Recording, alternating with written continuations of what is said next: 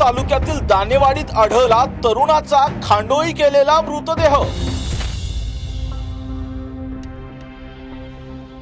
Electric कटरच्या साहाय्याने कापले तरुणाचे अवयव। आरोपीने पोत्यात भरून 2 विहिरीत टाकला तरुणाचा मृतदेह। मृताच्या कानातील बाळीतून पटली मृतदेहाची ओळख।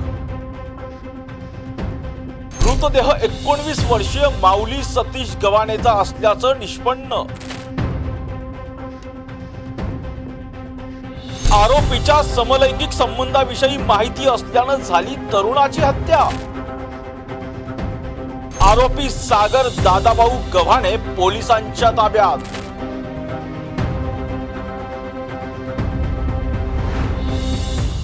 नमस्कार, मी राजरत्न जोंधळे। टॉप न्यूज मराठीमध्ये आपलं स्वागत। शिरूर व श्रीगोंदा तालुक्याच्या सीमेवर असलेल्या श्रीगोंदा तालुक्यातील दानेवाडी येथील एका विहिरीत एका तरुणाचा खांडोळी केलेला मृतदेह 12 मार्च रोजी आढळून आल्यानं एकच खळबळ उडाली।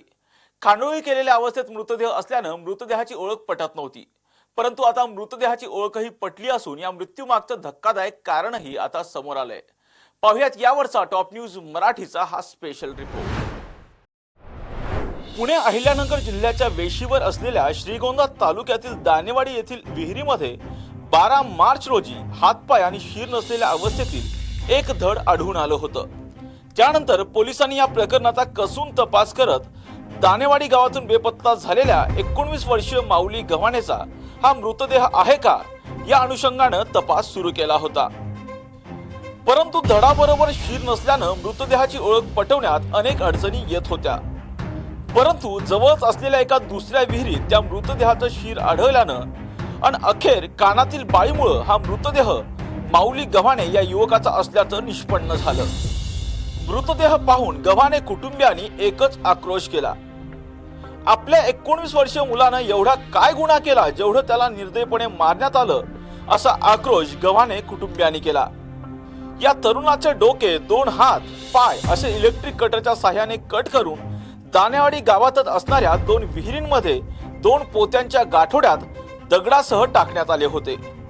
हे आरोपी इतके शातीर होते की त्यांनी अतिशय शांत डोक्यानं हा खून करून अवयव घराजवळील 2 विहिरीत टाकले होते।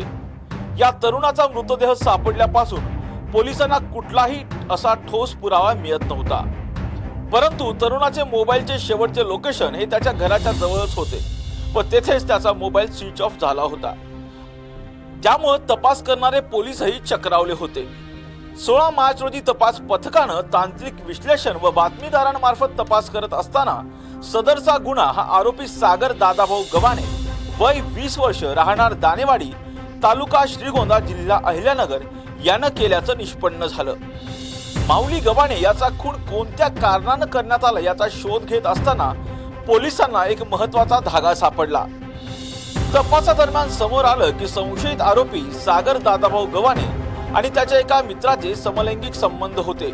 या गोष्टीची माहिती माऊली गव्हाणेला होती आणि त्यामुळे या रागाच्या भरात त्याला संपवण्याचा कट आखण्यात आल्याची प्राथमिक माहिती मिळतेय। माऊली सतीश गव्हाणे या 19 वर्षीय तरुणाची अत्यंत अमानवी आणि निर्घृण पद्धतीने हत्या करण्यात आली।